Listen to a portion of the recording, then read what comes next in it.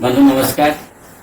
आमे बेमारी हटेवार संस्था AWPL रे काम करूचु अनेक सुंदर रिजल्ट आमर आयुर्वेदिक AWPL संस्था माध्यम आम पाऊचु ता भीतर आज गोटे सुंदर रिजल्ट आमको मिली। चलते आम जन सार सहित डायरेक्ट कथा परिचय आग नवा कौन समस्या थिला आज कौन उपकृत होती आमर AWPL आयुर्वेदिक प्रोडक्ट माध्यम मोर शुणा। चलतु बर्तमान सार सहित कथा सार नमस्कार।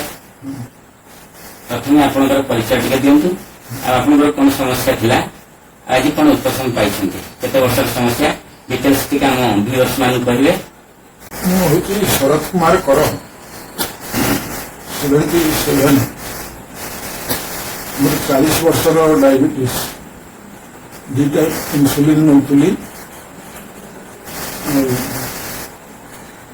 ये औषध खाइला पर गोटे मास पर मिराकल भाया यार रिजल्ट पाइली।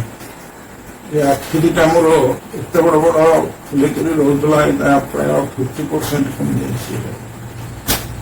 डायबिटीज पूरा 300 पाखापाखि सब रोला दी टाइम इनसुलिन नेला किंतु पूरा 100% नॉर्मल होगा गोटे मस 139 मु 3 दिन पर टेस्ट करी खाई मोर आसते 139 जोटा कि 142 स्टार्ट 142 स्टार्ट से 139 पर्यटन आसला। गोटे मसर रिजल्ट बहुत बढ़िया काम करुच्ची। आपण आम व्यूअर्स मान कौन पाइबे सर? हाँ ये रोग परागर सरुचंती मेडिसिन निहाती आपण खातु 15 दिन निजे भी जापारे के कम कर मेडिसिन।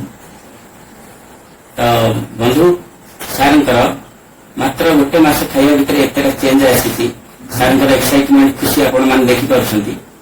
आ दीर्घ दिन 20 वर्ष डायबिटीज 40 वर्ष माने आज डेट रे जो 300 350 लेवल जाउथिला आज 139 139 आसी सहित बहुत सारा परिवर्तन आपण मान सुनिले।